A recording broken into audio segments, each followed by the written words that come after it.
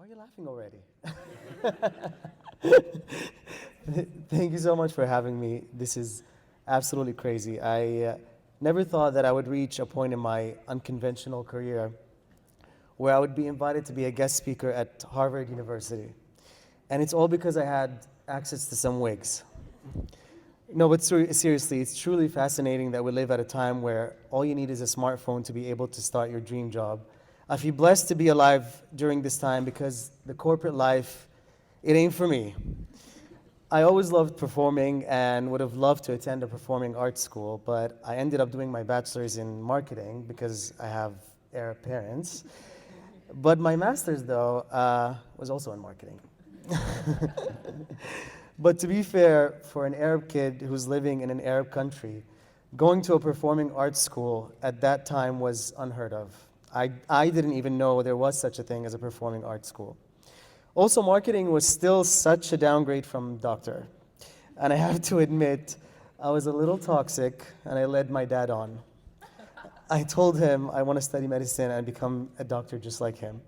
He even flew me to Cornell University in Qatar, showed me around the campus to get me more excited. And it was that same day I found out that I will be studying for a decade if I wanted to become a doctor. I Hussein bolted to business school and never looked back. Even business is not particularly what I wanted to do, but it was the shortest program. When I first received the email for this invitation and I saw the Harvard stamp and I saw that it's from an official Harvard email, I almost died from happiness because for a second, I thought I got in.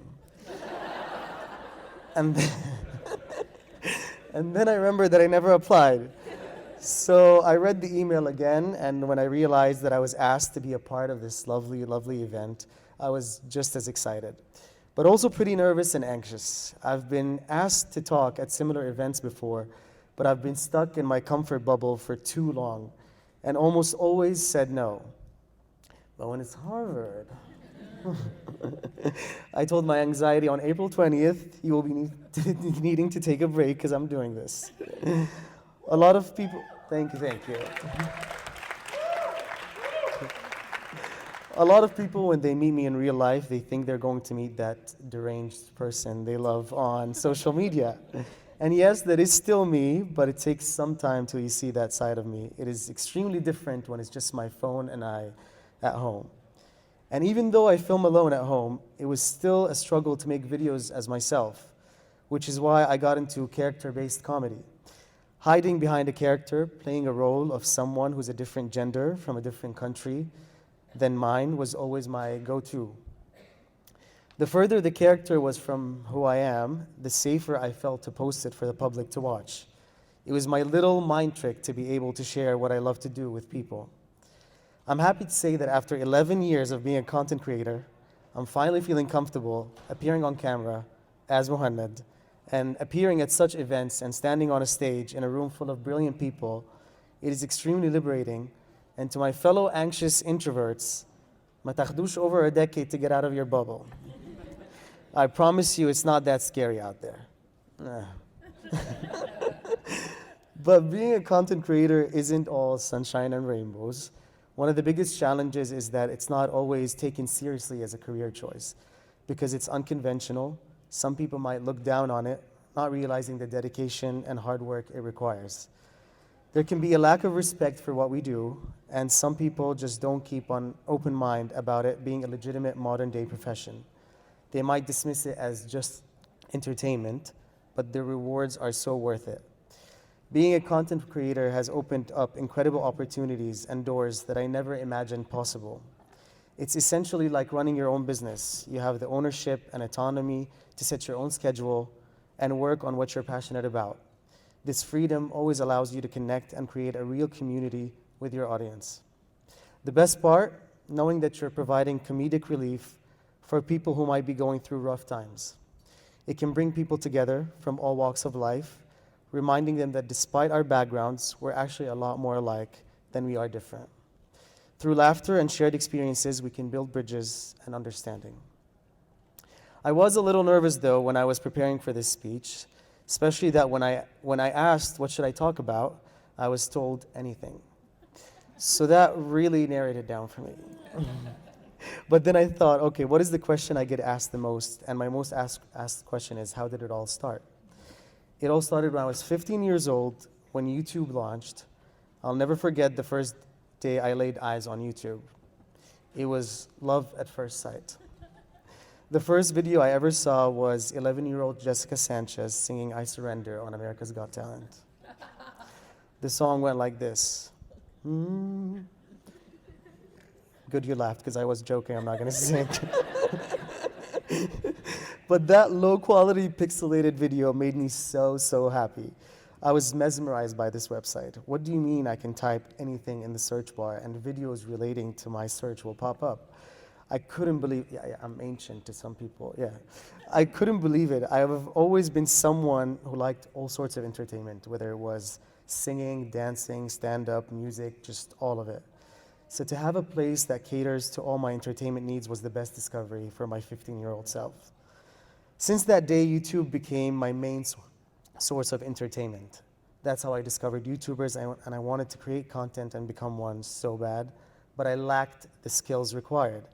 I wasn't familiar whatsoever with filming and editing, and I was busy studying, and I never had the time to learn nor the resources. And definitely some laziness there, for sure.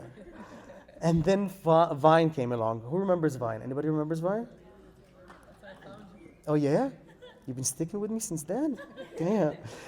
For those who don't know, Vine was an application that took over the online world for about a year. It's only videos, and the maximum length of these videos was only 6 seconds. So it was even more perfect for this self-diagnosed ADHD person. I was obsessed, and I was hardcore cheating on YouTube for a couple of years. Vine was the first platform to introduce short-form videos, and they were also the first to introduce an extremely user-friendly application when it comes to filming. You were able to film something, remove your finger, and then continue again with a different shot. It's very common now, but at the time, I was mind blown, especially for a guy who's been so eager to become a content creator, but lacked the editing skills. So that gave me the push I needed, and immediately started making Vines. I started doing videos in English, and then I discovered a small group of Arab Viners. Before them, it didn't even occur to me to make content in Arabic because everything was in English. On YouTube and Vine, everybody was mostly American. So I said to myself, okay, I know a lot more about Arab culture and what Arabs might find funny. It's also easier to stand out because there were only a few. So I posted my first Arab Vine, and I wish I filmed the look on my face when I saw that it had over 1,000 likes. Kharab. I was ecstatic to say the least. That was a confirmation that there are people out there who get me. And that gave me the motivation to keep on going. Then Instagram introduced the 15-second videos. Creating an entire sketch that fits into 6 seconds was such a cool, creative process. I honestly loved the challenge. But after a while, it starts feeling like when they play the song at the Oscars in the middle of someone's speech to get them to stop. Like, I'm not done, I have more to say. So those extra 9 seconds were a lovely, lovely gift. And the Arab community was mostly on Instagram, so it only made sense to switch platforms. And at that time, Miley Cyrus's controversial music video came out, the Wrecking Ball video, which I heard a tick, tick, tick. That birthed my first character, Rush Rush, who's a host that talks about the hottest new hits in town. And the video was basically Rush Rush introducing herself, and then says in the video, Miley, something along these lines. It did so well, and I kept on going and going. At the time, I finished grad school. I told my parents I've been studying all my life. I'm going to live with you and take some time off to focus on my videos. And without hesitation, they agreed. There was no such thing as influencers, so I honestly had no idea that this could turn into a career. I just loved doing it. So I carried on creating content until one day Mom walked in on me while I was shooting with a wig on and said, "Time's up. Tomorrow you're coming with me to the office." My mom is a hustler and she has her own business, so she wanted me to contribute to that business and maybe one day take over. Plot twist. The corporate life is not for me. I told her, fine, I'll come, but I've always been a night person, so I'll come a little late because I need to adjust to waking up early. Baby steps. So I showed up at the office at 12 p.m. At 1 p.m. I took my lunch break. At 3 At 3 p.m., I walked into my mom's office and said, "Who do I speak to about taking days off?" She told me to go out and close the door. She was on a very, very important call. I was really trying my best to get fired, but thankfully, and I swear this is the exact timeline, the next day I received my first gig ever as an influencer. I couldn't believe my eyes, and it included a trip to Japan for 10 days. So it wasn't something that I can do on the side while still working. I had an excuse. So I kissed Mama on the cheek. I told her I love her, but I quit. She was really happy for me. Not long after that, I moved to Dubai from Abu Dhabi and began my full-time job as an influencer. Of course, when it came to my content, I used to receive many less than kind comments, especially that I was an Arab man with an Arab audience portraying female characters. When I was young and had the idea to start portraying female characters, it never occurred to me that it would be an issue because I grew up watching famous Arab men portraying females. Mohammed Hneidi was in full drag in his movies, and he was so loved. I never heard anyone mention anything about his act being wrong or haram or anything like that. For some reason, when it was a big actor doing it in movies, it's just acting. But when I was doing it, specifically when I was first starting out, and specifically that social media makes it so easy for people to leave their opinion in the comments section, I received lots of backlash. Till this day I do, but I think the majority gave up on me and think I'm a hopeless case. And I would like them to know I am. I get asked a lot, how do I deal with hate comments? And the way I deal with them is by not dealing with them. I always imagine the hater going back to the comments section to see if his comment did any damage, and they're always disappointed to find out that it's just sitting there. And that was so satisfying, even though it's just my imagination. Not gonna lie, they do sting sometimes, but mostly because it's a reminder of the world we live in, where people feel entitled to give their unsolicited negative opinion without any regard for the person on the receiving end, and sometimes done intentionally to discourage. That is just absolutely insane to me. A practice that I pride myself on is that I can talk myself out of almost any negative thought that crosses my mind. It has been my surviving mechanism in this crazy world that we live in. And if I can influence anyone with anything, I hope it would be to adapt this school of thought. Every time you're faced with a negative thought, sit with that thought and figure out how to talk yourself out of it. I do that by being grateful for all the good that I have in my life, by being not hard on myself because everyone makes mistakes, and lastly, by applying logic. When I first started receiving hate, I recognized that everyone with an audience, a platform, also receive hate. So in this situation, who am I to be an exception? In the early phases of my career, I did an ad for a hotel booking company, which was the first time I worked on a project of that magnitude. When the commercial was released, I searched it up on YouTube. I looked under the video. I saw it had 10 million views.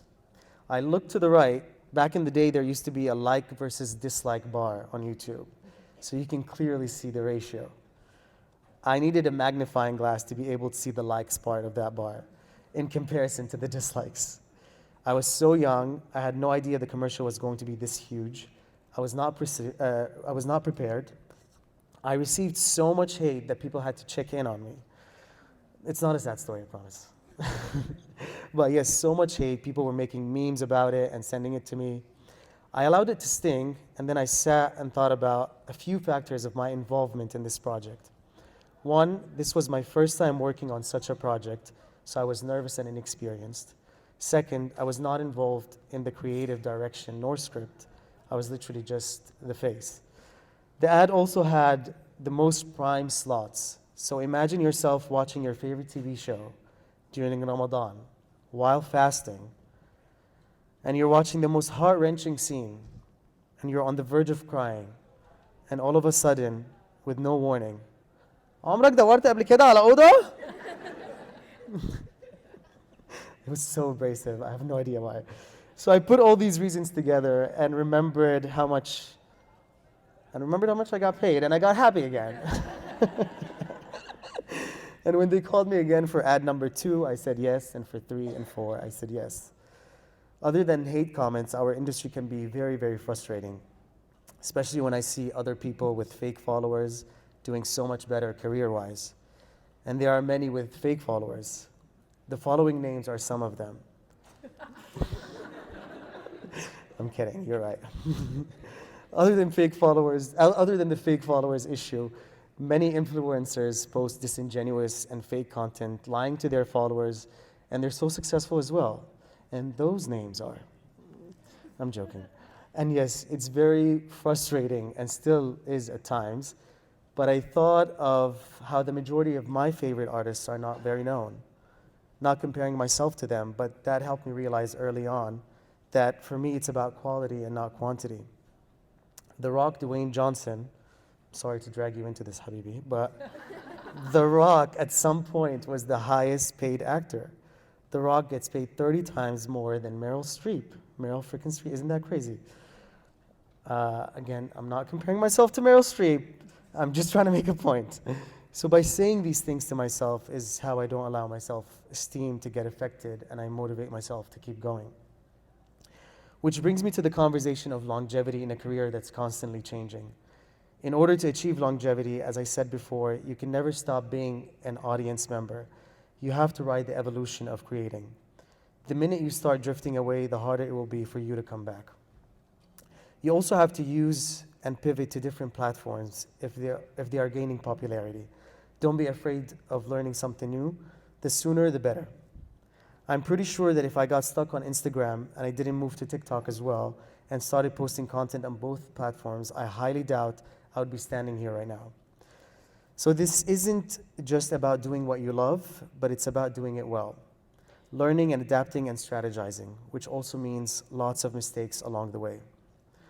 Another important of longevity would be taking breaks. It took me a while to realize that, and that's what happens when your job is something that you love. You just keep on going and going until you burn out. I've been making content for 11 years, and I only realized the importance of taking proper breaks 2 years ago. When you've been producing content for a long time, you really get into your head sometimes and start thinking, oh, they're bored of me. I think it's time to quit.